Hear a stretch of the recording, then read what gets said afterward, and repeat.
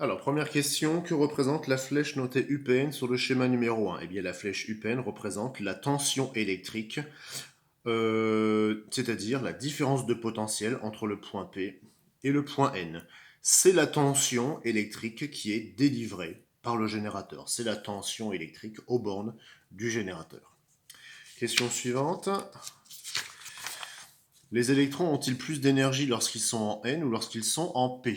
Alors, si je reprends ici, les électrons circulent dans ce sens-là, puisque le courant, lui, sens conventionnel, c'est du plus vers le moins. Les électrons, c'est du moins vers le plus. Les électrons ont donc plus d'énergie de ce côté, puisqu'ils vont devoir en donner une partie au dipôle. Là, les électrons, en traversant la lampe, perdent une partie de leur énergie qu'ils donnent à la lampe, qu'ils la transforment en énergie lumineuse et thermique. Et ils donnent encore une partie de leur énergie ici. Ce qui fait que l'énergie qui reste ici est plus faible que ce qu'il y avait au départ. Donc l'énergie des électrons ici est plus faible que l'énergie des électrons, est plus élevée que l'énergie des électrons qu'il y a ici. C'est ce que je mets ici. Les électrons ont plus d'énergie lorsqu'ils partent de la pile, donc en N, du côté négatif, que lorsqu'ils arrivent en P, car entre-temps, ils ont cédé une partie de leur énergie électrique au récepteur. Question 3. Le potentiel électrique au point P est-il supérieur, inférieur ou égal au potentiel électrique au point N? Justifié.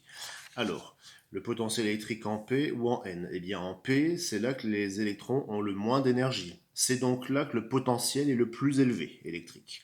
Là, c'est l'endroit où les électrons ont le plus d'énergie. Ils ne les ont pas encore cédés.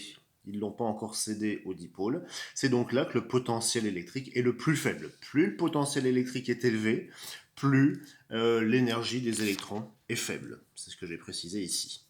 En déduire le signe de la tension UPN. UPN, par définition, c'est PP moins PN, c'est-à-dire la tension UPN, c'est la différence de potentiel entre P et N, c'est-à-dire c'est le potentiel électrique en P moins le potentiel électrique en N. Donc PP moins PN. Or, on vient de voir que le potentiel électrique en P est plus grand que le potentiel en N, puisque l'énergie des électrons en P est plus faible que celle en N. Donc si PP est plus grand que Pn, alors PP moins Pn est forcément positif. La tension UPN au borne du générateur est une tension qui est positive. Par conséquent, la tension UNP, qui est l'opposé de UPN, puisque UNP, ça serait Pn moins Pp. Et Pn moins Pp, c'est le contraire de Pp moins Pn. Donc si UPN est positif, alors UNP, qui vaut moins UPN, qui est l'opposé donc de UPN, ça sera négatif. La tension UNP, alors en petit, NP, est négative. Que représentent les flèches de tension UPA, UAB, UBC et UCN sur le schéma numéro 1? Alors, les flèches de... non, pardon, représenter les flèches de tension UPA, UAB, UBC. Alors, UPA. UPA, je fais une flèche qui va de A vers P. UPA. UAB, je fais une flèche qui va de B vers A. UAB. UBC, je fais une flèche qui va de C vers B. Et on avait ensuite UCN. UCN, je fais une flèche qui va de N vers C. UCN. Donc ne pas oublier que la flèche de tension va dans le sens inverse des lettres. On constate ici au passage que dans ce cas, I et U pour le générateur, I et U sont dans le même sens. C'est ce qu'on appelle, on est en convention générateur. Ça tombe bien, la pile est un générateur, donc UPN sera positif. UPA, la flèche qui donne la tension UPA est opposée à la flèche du courant. On est en convention récepteur. UAB et la flèche de courant sont opposées. Convention récepteur. C'est un récepteur, ça tombe bien. Donc UAB sera positive. Là, même chose, flèche dans le sens opposé. Convention récepteur. Donc UBC sera positive. Et là, même chose, convention récepteur. Représenter les flèches UPN, UAD, UBC sur le schéma numéro 2. Alors UPN, la voici. UAD, la voici. Et UBC, la voici.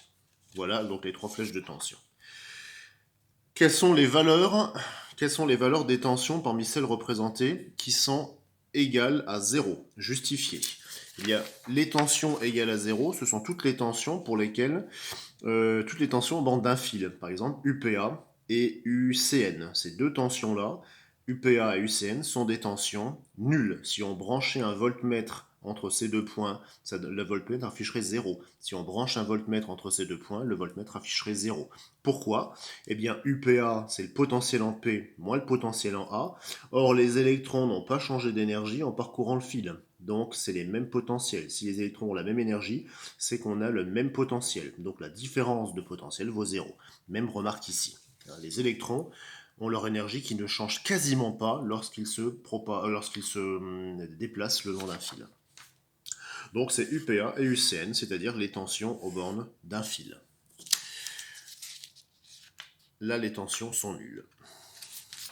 Placez sur le schéma numéro 2 la position du voltmètre permettant de mesurer la tension UPN. Alors, pour mesurer la tension UPN, sur le schéma numéro 2, je vais donc devoir placer mon voltmètre, les deux fils de mon voltmètre aux deux points qui correspondent à la tension. On veut la tension UPN, donc la différence de potentiel entre le point P et le point N. Je mets donc un fil en P, un fil en N. Lequel je mets en N? Toujours le fil noir, c'est-à-dire la borne COM. Et qu'est-ce que je mets du côté du P? Donc de la tête de la flèche, ça sera le fil rouge, c'est-à-dire la borne V. Donc ça c'est le fil noir, et ça c'est le fil rouge. Borne COM et la borne V. Et dans ce cas-là, on mesurera bien la tension UPN. Si on inverse les fils, c'est pas UPN qu'on va mesurer, c'est la tension UNP, avec une flèche dans l'autre sens et qui sera, elle, négative. Le même nombre, mais avec un signe moins.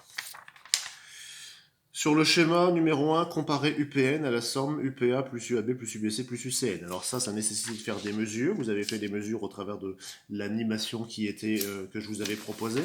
Voilà les valeurs qu'on obtenait. Pour UPN, on trouvait 4,68 volts. Ici, on trouvait 0 volts, tension aux bandes d'un fil. La tension électrique aux bandes de la lampe, on trouvait 2,72 volts pour la première lampe, la lampe L1. Et pour la lampe L2, on avait 1,96 volts. Et la tension UCN, c'est la tension aux bandes d'un fil, c'était encore une fois 0 volts. Dans ce cas-là, on trouvait 4,68 volts pour la tension aux bandes du générateur, c'est le même générateur. Et on trouvait également 4,68 pour la tension entre ces deux points, et pour la tension UBC entre ces deux points. À condition de bien placer les fils du bon côté. Toujours le fil noir du côté du cul de la flèche, de la queue de la flèche, et le fil rouge du côté de la tête de la flèche. Donc qu'est-ce qu'on peut constater? Eh bien on constate que cette valeur-là, c'est égal à ça, plus ça, plus ça, plus ça. C'est-à-dire que UPN est égal à la somme de toutes ces tensions. C'est ce qui était demandé. UPN égale UPA plus UAB plus UBC plus UCN. Proposer alors une règle qui permet de calculer une tension électrique à partir d'autres tensions, eh bien, ça va fonctionner en quelque sorte comme pour des vecteurs. Dans la loi de Schall, on dit que le vecteur AC, c'est égal au vecteur AB plus le vecteur BC. Vous avez déjà vu cette loi de Schall, où on décompose un vecteur avec des lettres intermédiaires. Eh bien là, c'est pareil. UPN, c'est UPA, ensuite A et A, on le retrouve ici, plus UAB, B et B, on le retrouve ici, plus UBC, C et C, on le retrouve là, plus UCN. Et la lettre de départ et la lettre d'arrivée sont les mêmes qu'ici. Donc UPA, je décompose en faisant apparaître les différentes lettres du circuit. La tension UPN, c'est UPA plus UAB plus US plus UBC plus UCN.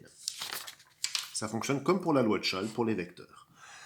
Question 9. Sur le schéma numéro 2, comparer UPN, UAD, UBC. Donc on a constaté que UPN est égal à UAD est égal à UBC. On a trouvé les mêmes valeurs pour les tensions en bande de chacun des dipôles. Qu'est-ce qu'on peut en déduire? Là, on a des dipôles qui sont branchés en dérivation. Ça veut dire donc que des dipôles branchés en dérivation ont la même tension électrique à leur borne. Si vous branchez des dipôles en dérivation, donc s'ils ont la même entrée et la même sortie, alors ils auront également la même tension à leur borne. C'est tout à fait normal puisque une tension électrique, c'est une différence de potentiel. UPN, c'est ce potentiel moins celui-ci. UAD, c'est ce potentiel moins celui-ci. UBC, c'est le potentiel en ce point moins le potentiel en ce point. Or, tous ces points sont reliés par un fil. Donc le potentiel en P, c'est le même qu'en A, c'est le même qu'en B, puisque le potentiel ne change pas le long d'un fil. Les électrons ne perdent pas d'énergie, ne gagnent pas d'énergie le long d'un fil. Donc ces potentiels, c'est les mêmes, ces potentiels, c'est les mêmes tout le long. Donc la différence de ces potentiels, c'est les mêmes aussi.